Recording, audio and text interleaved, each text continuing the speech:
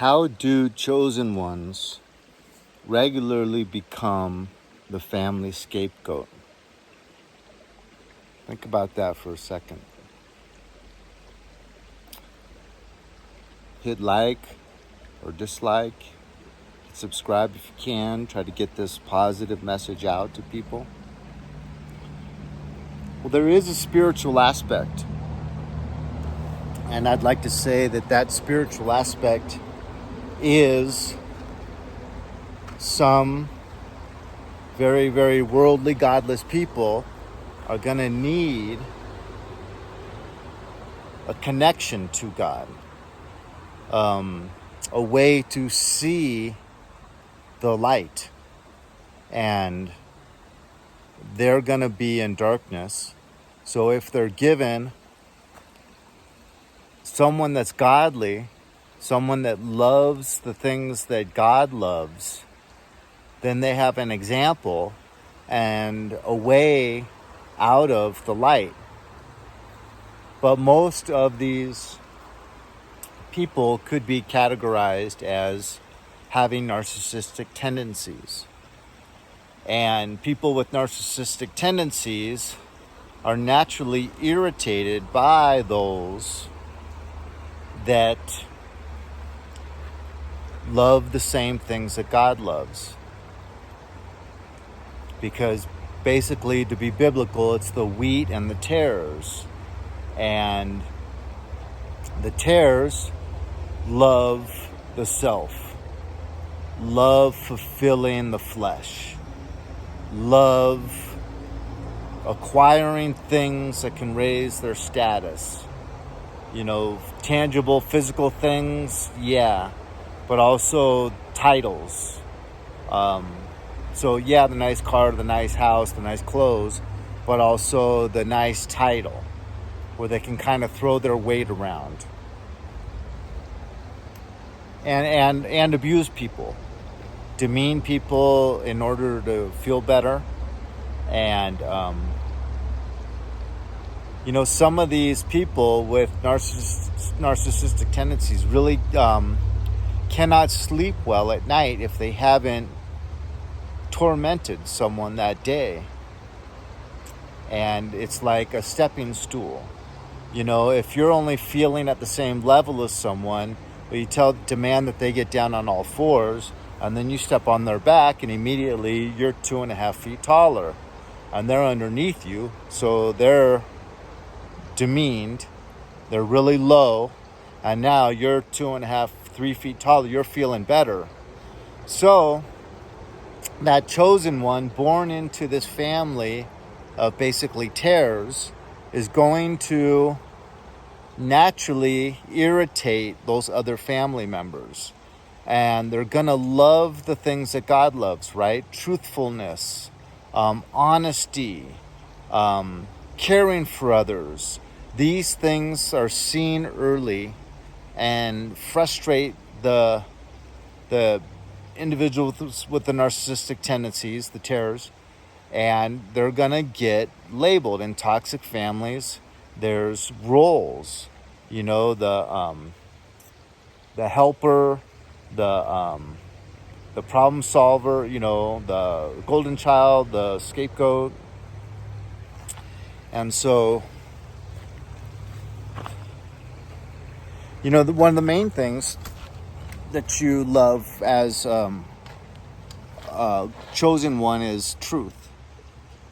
And truth tellers are going to really get the narcissist antagonized, get them vexed, because they're living beneath a mask. And that truth teller, that chosen one, is going to see beneath the mask at a very, very young age, and they're going to kind of go, this doesn't really fit. No matter what degree they call it out at, they're not going along with it 100%. And those narcissistic individuals demand that you go along with the facade 100%. Because if you don't, then it can cause a narcissistic injury. because that's gonna cause them to look beneath their own mask a little bit, and they don't like that. They also need to believe the mask 100%. Otherwise, how can they portray it to other people? They need to believe it 100% so that they can get others to believe it 100%. That's why narcissists have such a hard time in the morning, because it's like having to take a half an hour to put on makeup every day.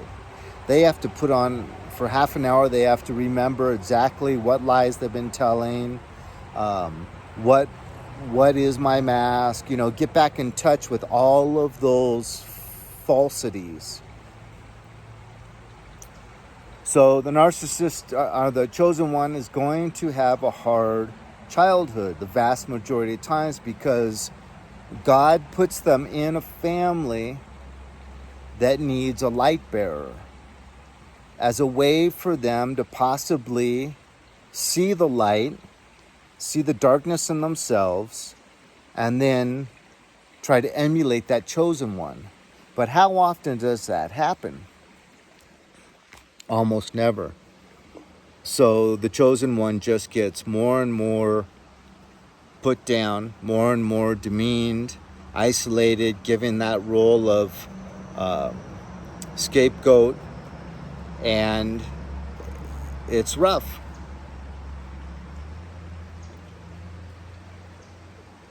It might even have a negative effect on friendships, because you have a friend, maybe a new friend, that sees you as a good athlete, or sees you as someone that's confident, and they're attracted to that. But then they come over to spend the weekend at your house, and they see the way your family members treat you, the way you're blamed for different problems in the family. And then all of a sudden, Monday at school, that friend is not looking at you so positively anymore. He's looking at you like, wow, all these narcissistic people and people that have those traits normally look good on the outside. They put a lot of attention to that. And they're good at making sure that they fit into these different social atmospheres. So that friend of yours is going to see these family members of yours as polished, people that do well socially. They have a great facade of charm and confidence. So these high-ranking family members all point the finger at you and look down at you. So then Monday at school, all of a sudden your friend might not be that interested in that friendship anymore. At least his opinion of you is going to be lowered a little bit. And he might not really want to see you how he was seeing you Friday at school. It can happen in relationships with boyfriend, girlfriend. You bring your girlfriend or your boyfriend over to the family to meet the family. After one dinner, they can see that, wow, they really like my boyfriend's older sibling more. That's the golden child. Why do they, like the older sibling so much more than my boyfriend? And then that might cause a big question mark to arise in her head and make her feel a little bit unstable on entering this romantic relationship with you.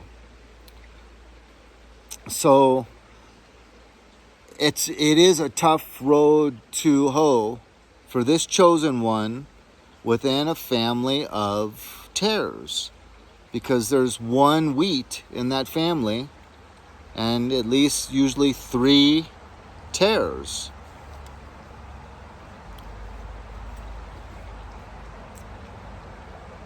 That's when it's a perfect time for that chosen, and God knows that that's when it's a perfect time for this divine supreme being to give some support to that one that's now having huge question marks, is feeling really low and wondering what in the heck is going on with this family. Because sometimes the chosen one actually believes that they deserve that. And that negative repertoire of these tears, of these other family members, is going to enter their psyche, and they're going to start to demean themselves psychologically.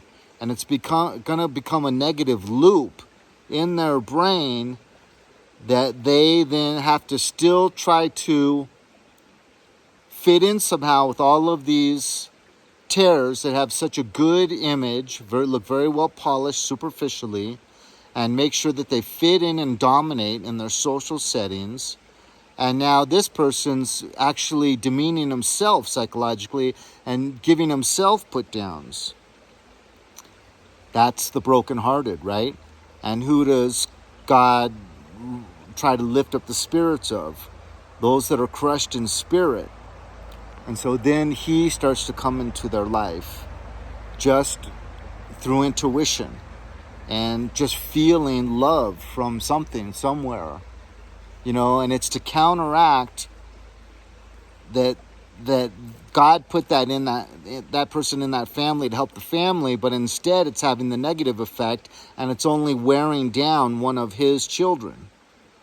So then that's how you start to get to know the good Lord. And then that's a beautiful thing. That's a wonderful thing, right?